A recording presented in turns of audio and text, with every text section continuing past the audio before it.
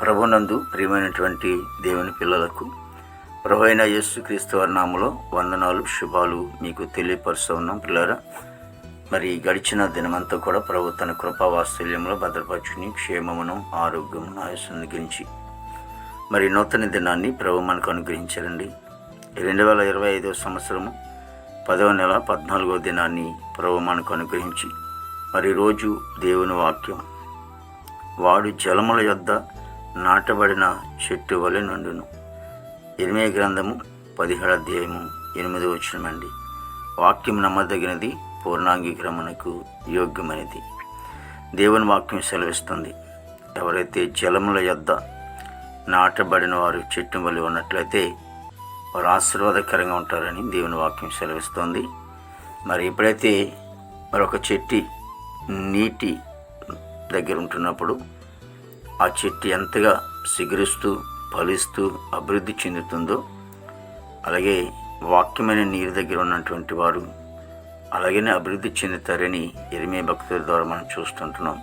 అందుకే కీర్తన గ్రంథము 1వ కీర్తన 2వ స్థానంలో కూడా రాయబడిన మాట ఏంటంటే, యెహోవా ధర్మశాస్త్రమందు దివారాత్రుని ధ్యానించేవాడు ధన్యుడు, వాడు నీటి కాలువన నారున వాటబడి నాటవాడు చెట్టు వలె ఉండును.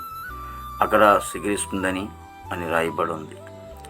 కాబట్టి ఎవరైతే నాటబడిన చెట్టు వల్ల ఉండాలని, అందుకే కీర్తన గ్రంథం 92వ కీర్తనలో కూడా మనం చూస్తూ ఉంటాం. లేదా 91వ కీర్తనలో 91లోను 92లోనే చూస్తాము. అదేముంటుందంటే, నాటబడి దేవుని మందిర ఆవరణములో నాటబడిన వారు వర్ధిల్లుతారని లేఖనం సెలవిస్తోంది. కాబట్టి మనము జలముల యొద్ద నాటబడిన చెట్టు వలె ఉండాలని, ఈరోజు నీవు నేను కూడా దేవుని యేసు ప్రభు వారి దగ్గర అనే వాక్యమే మీరే ఉంది. ఆ వాక్యమే యేసుక్రీస్తు ప్రభు వారు అన్నారు.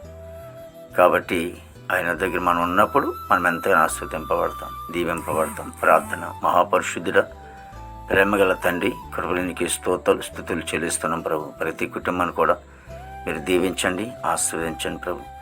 దేవాదిగా మా భారతదేశాన్ని మీరు ఆశించి దీవించి, నాయకుల అధికారులు మంచి వంతు నింపండి ప్రభా. సరిహద్దులో సైనికులు మంచి వంతు నింపండి ఆయన ప్రభా. తన ఆర్మీ బృందానికి అంతటి కూడా మంచి ఆరుగులతో నింపండి దేవాదిగా. యవన బిడ్డలను బట్టి ప్రాదేశానికి స్తోత్రాలు. యవన కాలంలో తన్ని ప్రభా బిడ్డలు చెడు మార్గంలో వాళ్ళు తిరుగుతూ ఉంటున్నారు.